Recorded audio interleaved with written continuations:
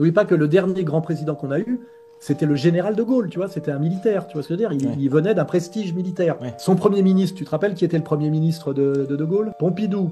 Qu'est-ce qu'il était, Pompidou? Ah, Rothschild. Directeur de la banque Rothschild. Tu vois, déjà, tu vois, tu comprends l'histoire là. Et puis, qu'est-ce qu'on arrive à Macron à la fin? Qu'est-ce qu'il est, Macron? Associé gérant en Rothschild. Donc, en fait, tu découvres que, en fait, la démocratie, c'est la pouvoir de la banque par la banque qui finance un politique. Comme le principe de la banque, c'est la dette, c'est-à-dire c'est de te prêter de l'argent qui fabrique à partir de rien pour que toi, tu rembourses le prêt à intérêt avec ton travail, c'est-à-dire avec de la richesse qui, elle, existe. Donc, tu comprends logiquement que le président de la République étant un employé de banque, tu sais, au sens radical, c'est un employé du banque, et donc on a bien Macron qui était un employé de banque, sa fonction politique est d'aggraver la dette, parce qu'aggraver la dette, c'est augmenter le pouvoir des banques sur le pays. Et qu'est-ce que c'est que le principe de la dette? C'est la garantie hypothécaire. Quand le pays peut plus rembourser, tu regardes la Grèce, le mec se rembourse avec quoi? Eh ben, il te pique tes aéroports, tes ports, et tout ça, c'est de la richesse réelle, tu vois. Bon, si tu fais une révolution, il part pas avec sur le dos, hein. Le seul moyen, à un moment donné, de reprendre le pouvoir dans ce système-là, c'est le banquier. De l'islam, c'est Jésus. C'est pas seulement un prophète, il revient à la fin des temps pour défaire les armées du diable. Hein, donc c'est le personnage le plus important de l'islam. Et comme c'est le personnage le plus important de l'islam, la Vierge Marie, sa mère, est un personnage pratiquement aussi important que lui. Ils sont au sommet. Je suis toujours pour que le catholicisme soit la religion d'État, parce que c'est la religion historique de la France.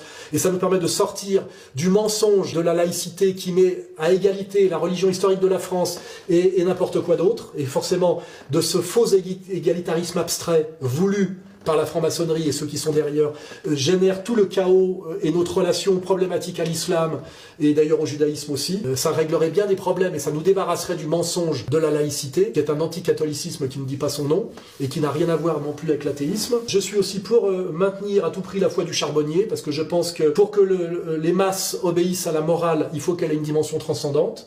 Et la morale religieuse est très bien, parce que par ailleurs, pour les élites, je suis un stoïcien. Je pense que les élites, elles, peuvent se poser la question du bien et du mal par une réflexion personnelle qui demande du temps et de la culture. Mais c'est quelque chose qui est dangereux si on propose ça, je veux dire, au commun des mortels et à la masse. Politiquement, ça pose des problèmes. C'est pour ça que Robespierre avait compris qu'il fallait créer, renouer avec Dieu par l'être suprême. Tu vois. Alors je tiens à préciser que la première dame n'existe pas.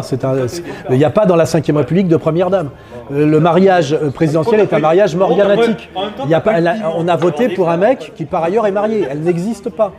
C'est absolument anormal, cette dérive progressive avec un budget d'État qui lui est alloué et qui maintenant on la présente comme la reine, tu sais, le roi et la reine, quoi, tu vois.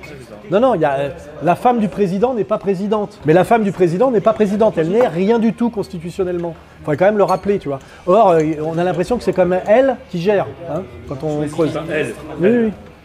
Oui, elle, arrête d'enfoncer des portes ouvertes. Tu écris elle, E-L, et puis ça suffit, quoi. C'est un L. Yel. Voilà, Yel. Mais non, mais ça, c'est quand j'entends première dame, c'est insupportable. Quelle première dame? Il n'y a pas de première dame. Tu vois, c'est un terme de type subliminalement monarchiste, tu vois. C'est genre la présidente. À l'anglo-saxonne. Je veux dire, de Gaulle, Yvonne, t'en entendais jamais parler. Le premier qui a montré sa femme, c'est Giscard. Quand il présentait ses vœux, il a présenté Anémone, rappelez-vous. C'était déjà la dérive à la con, tu vois. Vous allez vous présenter à la présidentielle? Non. Non, le candidat de Reconquête, c'est Éric Zemmour. Je pense qu'on a... Pourquoi pas vous? Bah, pourquoi pas lui? Mais moi, je pense que... Pourquoi pas lui? Ouais. Pourquoi pas vous? Bah, je vais vous répondre. Une femme, 32 ans, avec le cerveau bien câblé, qui réfléchit à la vitesse de la lumière, qui veut envoyer ses idées. Et il y a deux très puissants lobbies dans le monde audiovisuel, notamment et dans le cinéma, le lobby juif et le lobby homosexuel, bien sûr. Pour ça, je réussis pas, alors je suis ni l'un ni l'autre, je suis foutu.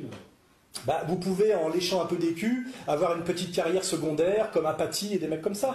Mais c'est sûr que pour monter vraiment très haut, ça pourrait vous aider. Alors juif, vous pouvez pas le devenir parce que c'est racial, c'est de naissance. Vous voyez, on peut pas. Les PD, il suffit de vous faire enculer. Et au point où vous en êtes, il n'y a plus grand chose à faire. Vous voyez. Ça veut dire ça.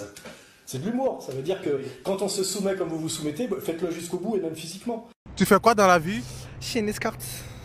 Non, j'ai demandé tu fais quoi dans la vie? Chez Nescart. Tu gagnes bien? Ça va, ouais. Ça va. Et du coup, t'es quelle origine? Maroc. Et toi?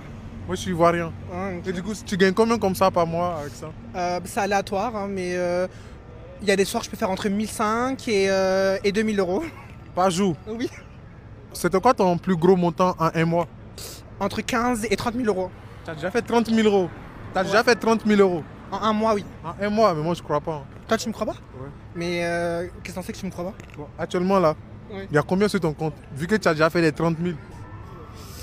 Il y a 10 000 euros. Il y a 10 000 euros actuellement sur ton compte. Ouais. On peut voir? Non.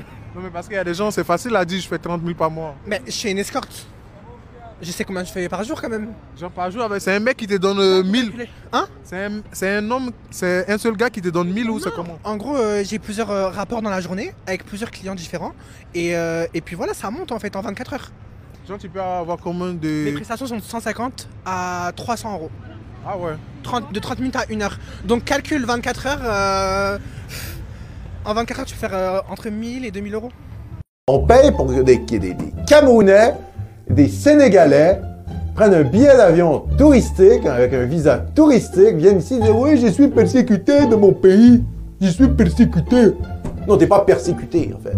Tu viens d'un pays à la ramasse. Ça fait 60 ans que vous avez l'indépendance de la France et vous avez rien foutu de vos pays à la con. Et vous n'êtes pas persécutés. Vous êtes des immigrants économiques. Et on n'a pas à être noyé par les Africains. Ah, c'est ça la réalité. C'est nous qui payons pour ça, tu vois, pour que Mamadou déboule chez nous. Ça va la dinguerie. C'est insupportable. Comment se fait-il que des mouvements comme le Trumpisme puissent arriver? Mais parce qu'à un moment donné, les peuples en ont plein le cul, en fait. On en a plein le cul. On est noyé de métèques. On n'est plus capable. On n'en veut pas de ce remplacement de population. Vous avez compris?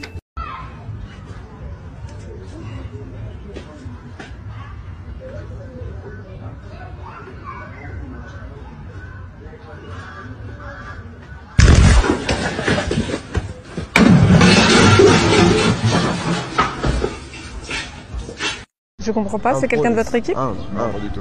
Est-ce que vous vous sentez, par exemple, en insécurité dans Paris? Vous êtes de Paris? Moi, je vis à Paris. Je sens pas l'insécurité à Paris. Pardon? Ah non? Non. Non. Je comprends pas, c'est quelqu'un de votre équipe? Non, pas du tout. D'accord, ok. Pourquoi il me regarde là? Je comprends pas trop. Non, je ne connais pas. Let me finish. 1 minute. Faut que je vous raconte le jour où j'ai frôlé la mort. Il est pas dans votre équipe? Hein? Non, je connais pas. C'est bizarre. Je comprends pas. Il manque une case. Ouais, bon. Mais j'étais pas agressive. Hein? J'étais pas agressive. Regarde, vous l'avez fait partir quand même. Un petit peu. J'ai rien dit, j'ai rien fait. Le pauvre, il est vexé, il pleure là. Oh, j'ai pas eu peur. Non, c'est bien, vous avez bien réagi. Voilà, on reste calme et on discute. On va faire comme les ZFE. Il y aura les gueux et les autres. Pour les riches, pas de problème. Les soins palliatifs seront pour les riches parce que c'est cher. Et l'euthanasie sera pour les pauvres parce que c'est pas cher. Vous m'avez entendu. Et je veux bien être démenti. Mais je connais le sujet maintenant. Je l'ai regardé de près. C'est horrible.